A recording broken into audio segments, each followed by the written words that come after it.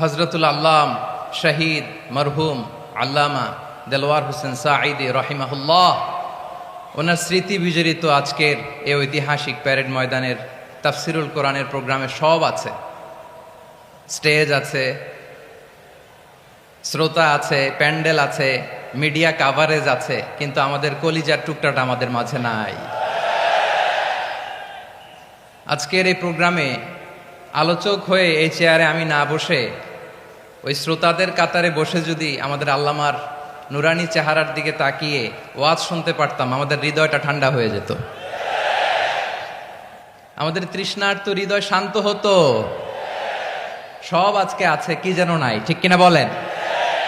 আল্লাহ তাআলা প্রতি 100 বছরে একজন মুজাদ্দিদ পাঠায়, প্রতি 100 বছরে একজন মুজাদ্দিদ, যিনি সমাজকে সংস্কার করেন। আল্লামা দেলওয়ার হোসেন সাঈদী রহিমাহুল্লাহ ছিলেন তেমন একজন মুজাদ্দিদ। চিৎকার করে বলেন ঠিক কিনা?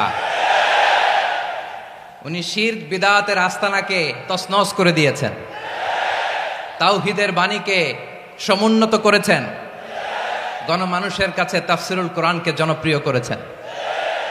আজীবন আজীবন তিনি ইসলামকে বিজয়ী শক্তি হিসেবে দেখার স্বপ্ন দেখতেন। এত প্রাঞ্জল ভাষা, এত চমৎকার আধুনিক প্রেজেন্টেশন, গণমানুষের কাছে কোরআনের তাফসিরকে এভাবে জনপ্রিয় করে তোলার মতো ব্যক্তিত্ব আল্লামা সাঈদী ছাড়া দ্বিতীয় কেউ এই বাংলার ভূখণ্ডে নাই। এই যে তাফসিরুল কোরআন, এই যে টার্মিনোলজি, এই টার্মটাই উনি আসলে জনপ্রিয় করেছেন। আমরা আগে জানতাম না যে এভাবে তাফসির করা যায়, এভাবে scientific indications of the Holi কোরআনকে মানুষের কাছে পেশ করা যায়, এভাবে এত জীবন ঘনিষ্ঠ করে, এত ইন্টারেক্টিভ করে কোরআনের কথাগুলো মানুষের কাছে উপস্থাপন করা যায়। উনি অন্যায়ের বিরুদ্ধে সবসময় সোচ্চার ছিলেন, প্রতিবাদী কণ্ঠস্বর ছিলেন। ওনার আলোচনা শুনলে দেহের রক্ত টকবক করে ফুটতে থাকতো। আল্লাহু আকবার, আল্লাহু আকবার, আল্লাহু আকবার। He was a strong mouthpiece of Islamic revivalism. Islamic জাগরণের স্ট্রং মাউথপিস ছিলেন আল্লামা সাঈদী রাহিমাহুল্লাহ।